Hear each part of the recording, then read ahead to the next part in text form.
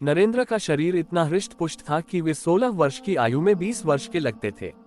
इसका कारण था नियमित रूप से व्यायाम करना। वे कुश्ती का भी अभ्यास करते थे। शिमला मोहल्ला में कार्नवालिस स्ट्रीट के निकट एक अखाड़ा था, जिनकी स्थापना हिंदू मेले के प्रवर्तक नवगोपाल मित्र ने की थी। वहीं नरेंद्र अपने मित्रों के साथ व्यायाम करते थे। सर्वप्रथम मुक्केबाजी में उन्होंने चांदी की तिली पुरस्कार के रूप में जीती थी। उस दौर में वे क्रिकेट के भी अच्छे खिलाड़ी थे। इसके अतिरिक्त उन्हें घुड़सवारी का भी शौक था। उनके इस शौक को पूरा करने के लिए विश्वनाथ जी ने उन्हें एक घोड़ा खरीद कर दिया था।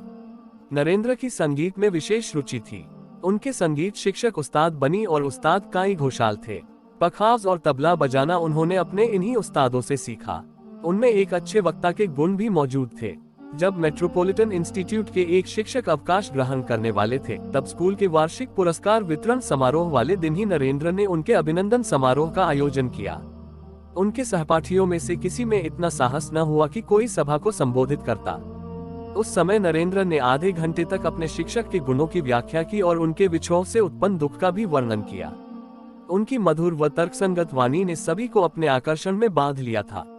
मैट्रिक पास करने के बाद नरेंद्र ने जनरल असेंबली कॉलेज में प्रवेश लिया और F.A. की पढ़ाई करने लगे। उस समय उनकी आयु 18 वर्ष थी। उनकी तीव्र बुद्धि तथा आकर्षक व्यक्तित्व ने अन्य छात्रों को ही नहीं, बल्कि अध्यापकों को भी आकर्षित किया। जल्द ही वहां उनके कई मित्र बन गए। कॉलेज में उनके विषय में उनके एक मित्र प्रियनाथ सिंह ने अपने संस्मरण में लिखा था, नरेंद्र छेदो तालाब के निकट जनरल असेंबली कॉलेज में पढ़ते हैं। उन्होंने F.A. वहीं से पास किया। उनमें असंख्य गुण हैं, जिसके कारण कई छात्र उनसे अत्यंत प्रभावित हैं। उनका गाना सुनकर वे आनंदमय हो उठते हैं, इसलिए अवकाश पाते ही नरेंद्र के घर जा पहुंचते हैं। जब नरेंद्र तर्कयुक्ति या गाना बजाना आरंभ करते तो समय कैसे बीत जाता है, साथी समझ ही नहीं पाते। इन दिनों नरेंद्र अपनी नानी के घर में रहकर अध्ययन करते हैं। नानी का घर उनके घर की निकटवर्ती गली में है। वह अपने पिता के घर केवल 2 बार भोजन करने जाते हैं। नानी का घर बहुत छोटा था। नरेंद्र ने उसका नाम तंग रखा था।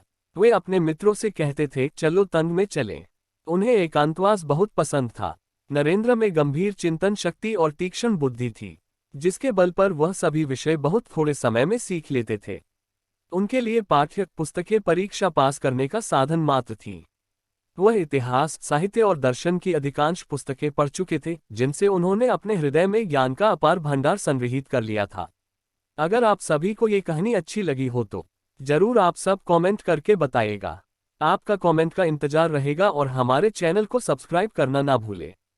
Thank you.